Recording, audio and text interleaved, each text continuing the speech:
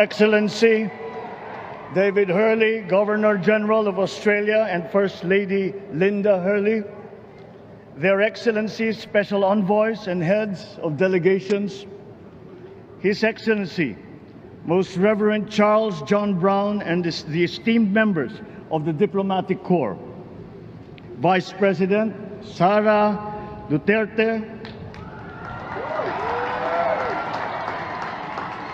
President Fidel Ramos, President Joseph Ejercito Estrada, President Gloria Macapagal Arroyo, Senate President Vicente Soto III, and the honorable members of the Philippine Senate, House Speaker Lord Alan J. Velasco, and the honorable members of the House of Representatives, Chief Justice Alexander Gesmundo, and the honorable justices of the Supreme Court, of course, First Lady Lisa Araneta, and my children, Alexander, Sandro, Simon, and Vincent. I cannot proceed without a special greeting, of course, to the former First Lady Imelda Romualdez Marcos.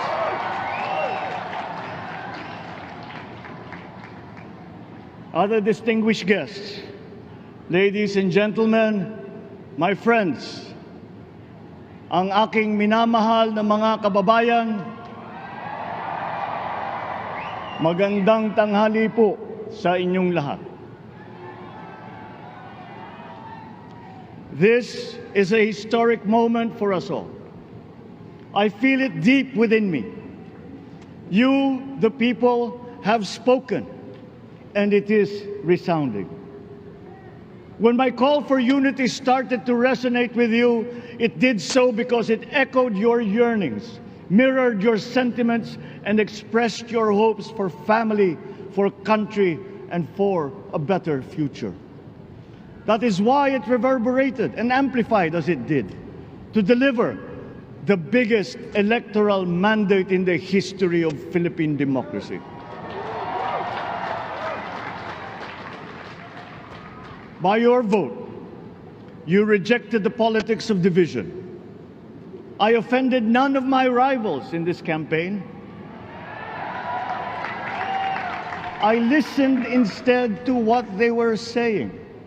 And I saw little incompatibility with my own ideas about jobs, fair wages, personal safety, and national strength, and ending want in a land of plenty.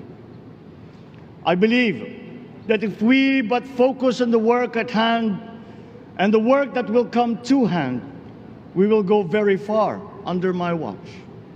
You believe that too. At pinakinggan ko ang tinig ninyo na ang sinisigaw ay pagkakaisa, pagkakaisa, pagkakaisa. We will go farther together than against each other, pushing forward, not pulling each other back, out of fear, out of a misplaced sense of weakness. But we are the furthest from weak. The Filipino diaspora flourishes even in the most inhospitable climes, where they are valued for their quality. The changes we seek will benefit all and will shortchange no one. I was not the instrument of change. You were that. You made it happen. I am now. You picked me to be your servant, to enable changes to benefit all. I fully understand the gravity of the responsibility that you've put on my shoulders. I do not take it lightly, but I am ready for the task. I will need your help. I want to rely on it. But rest assured, I do not predicate success on the wide cooperation that's needed. I will get it done. I once knew a man who saw what little had been achieved since independence. in a land of people with the greatest potential for achievement. And yet, they were poor. But he got it done, sometimes with the needed support, sometimes without his son. You will get no excuses from me.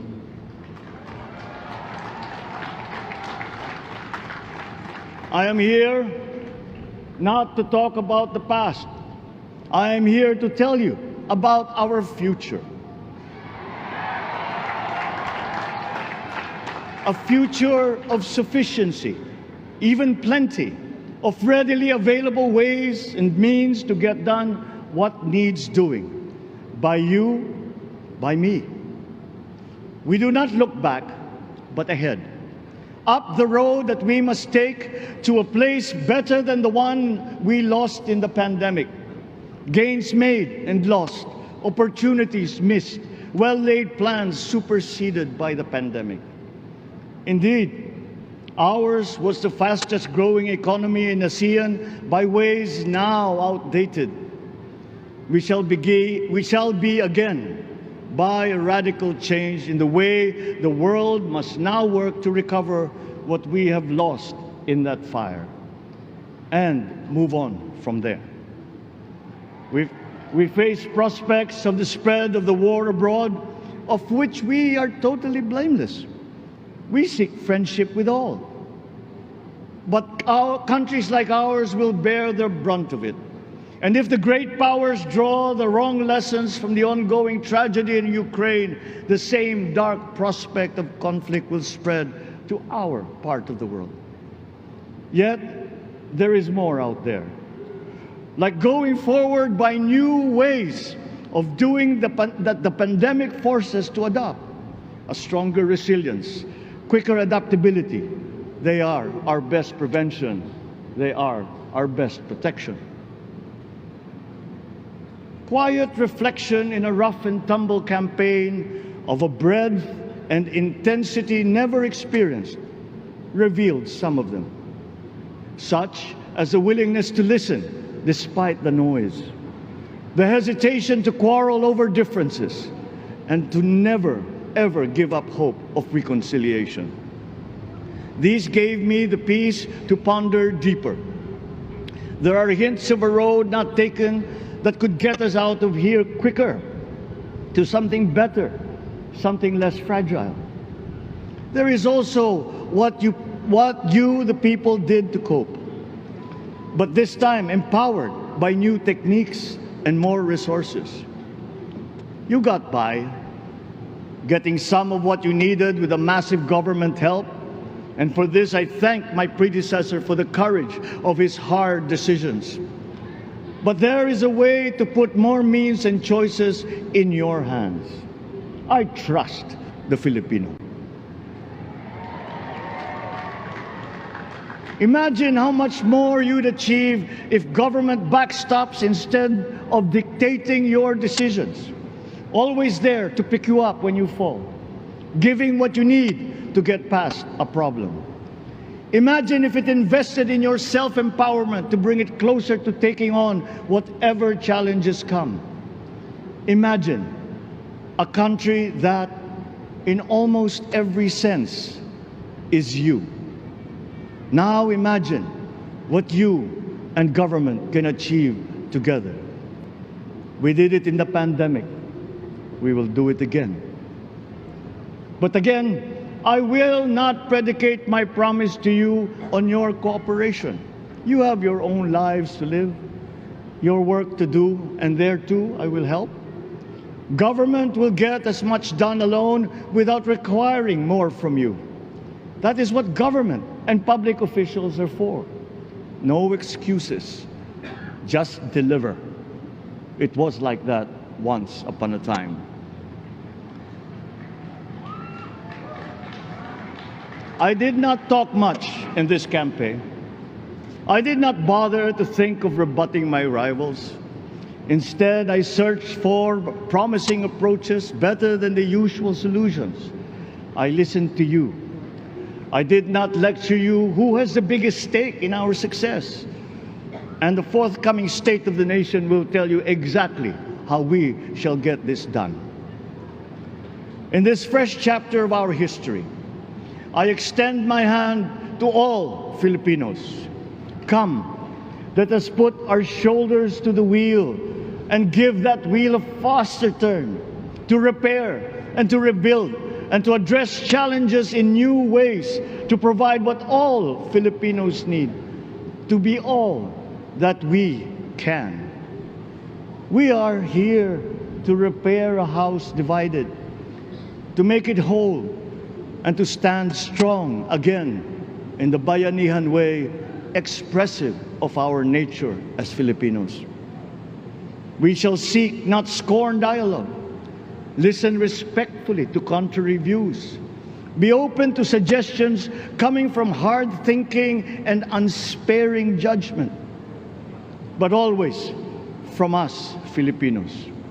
We can trust no one else when it comes to what is best for us. Past history has often proven that. Solutions from outside divided us. None deepened our understanding. They were always at our expense. Never forget, we are Filipinos.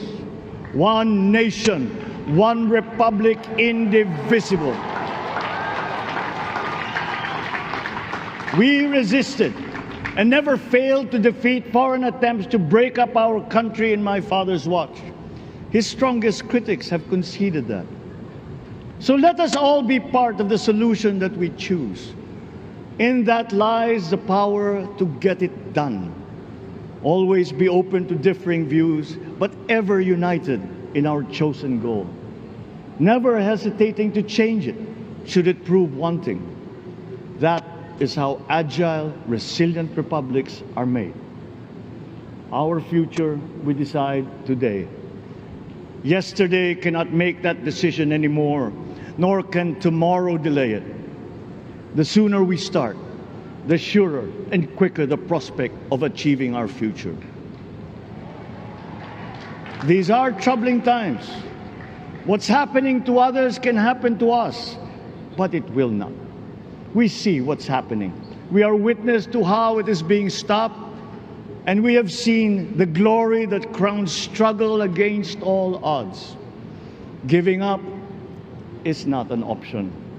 We've been through times of bitter division, but united, we came through to this when it shall begin again, but better. The campaigns I've run have taken me here where I stand today. I listened to you, and this is what I have heard. We all want peace in our land. You and your children want a good chance at a better life in a safer, more prosperous country. All that is within reach of a hard-working, warm, and giving race. Your dreams are mine. Pangarap nyo ay pangarap ko. How can we make them come true? How can we do it together? But I will take it as far as anyone with the same faith and commitment can, as if it depended entirely on himself. Sa pangarap na maging mapayapa ang ating bansa, ang pangarap nyo ay pangarap ko. Sa pangarap na maging maunlad ang ating bansa, ang pangarap nyo ay pangarap ko. At sa pangarap na maging mas masinang ang kinabukasan natin at ng ating mga anak, ang pangarap nyo ay pangarap ko.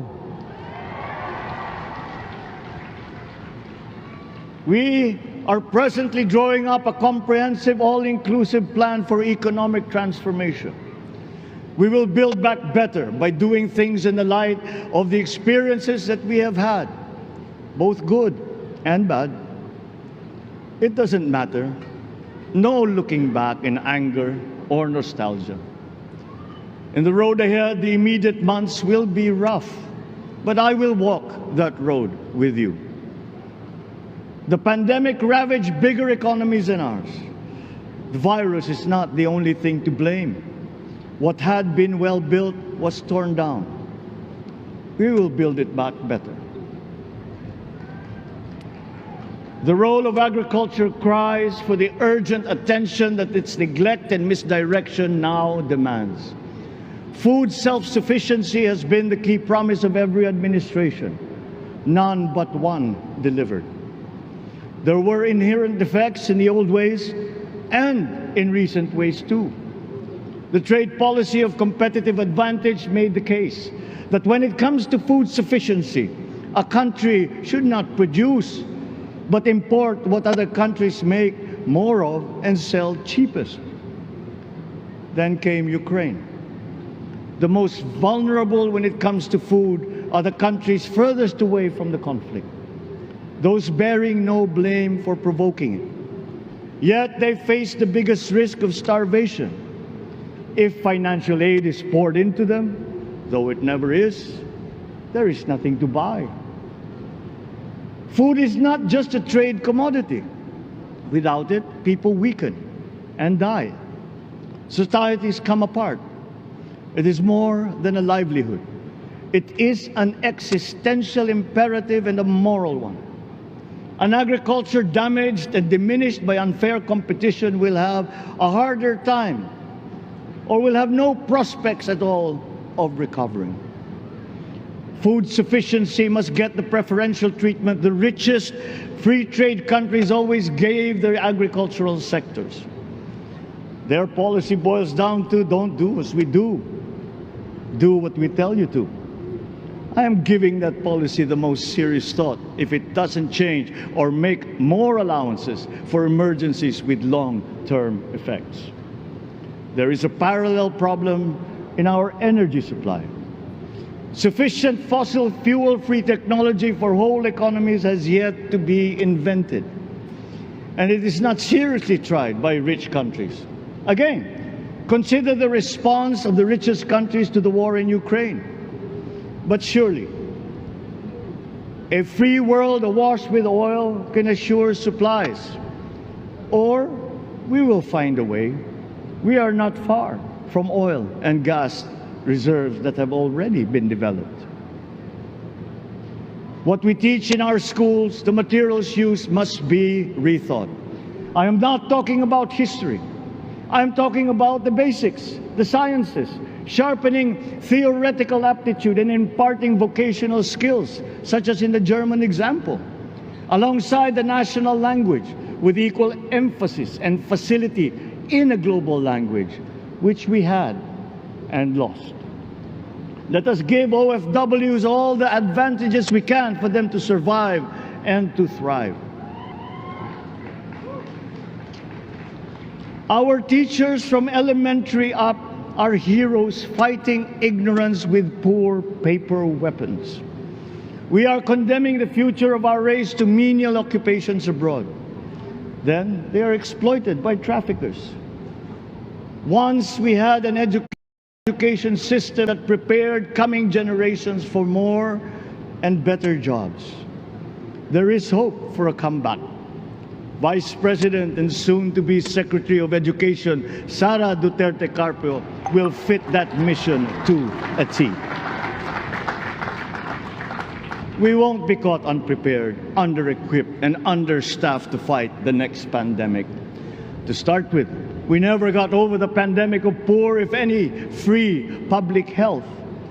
The last major upgrade of a public health system, exemplified by the resources poured into PGH, predates the current shambles by 3 generations.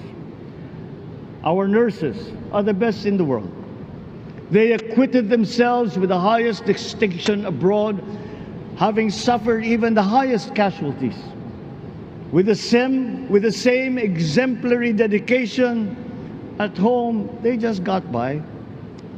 They are out there because we cannot pay them for the same risk and workload that we have back here. There will be changes starting tomorrow.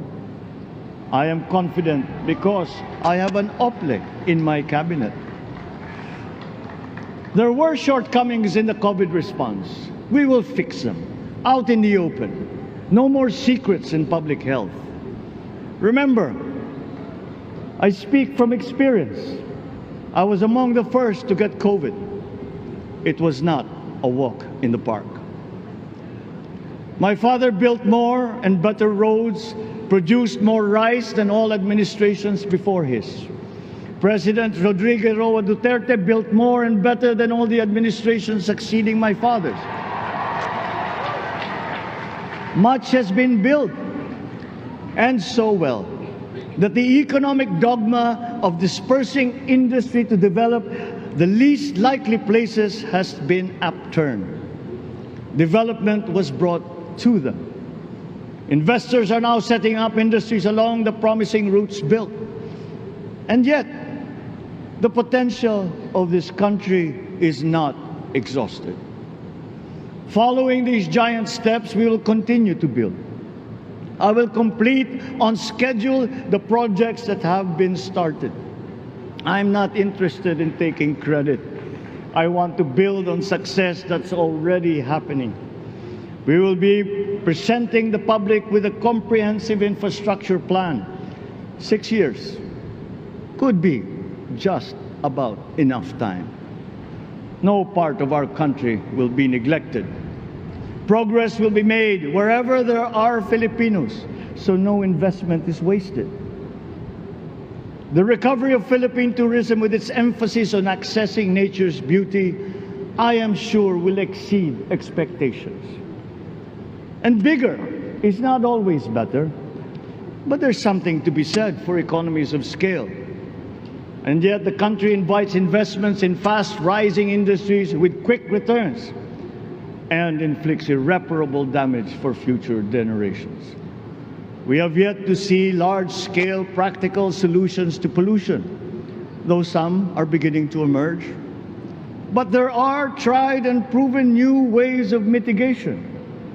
Blades have been turning over the sand dunes of Ilocos Norte, harnessing a power all around, but unseen, long before this day. I built them.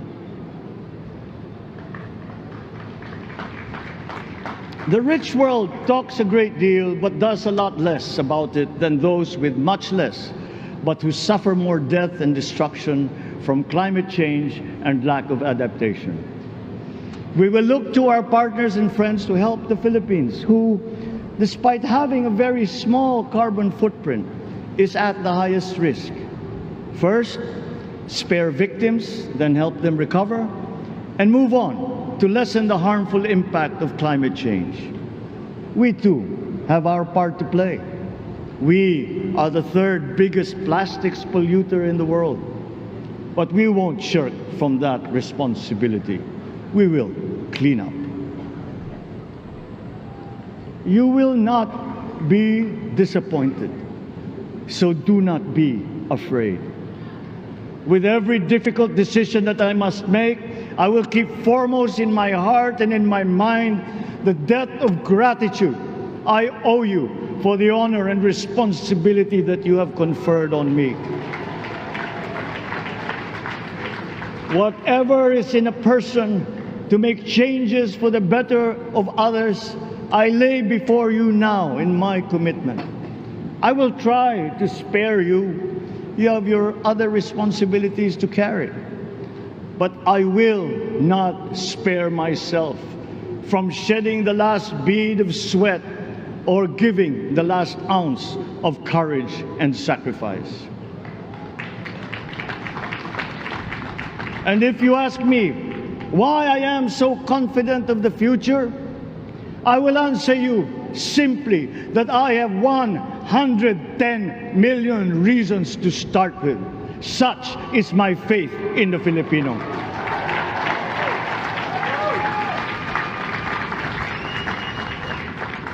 Believe, have hope. The sun also rises like it did today and as it will tomorrow.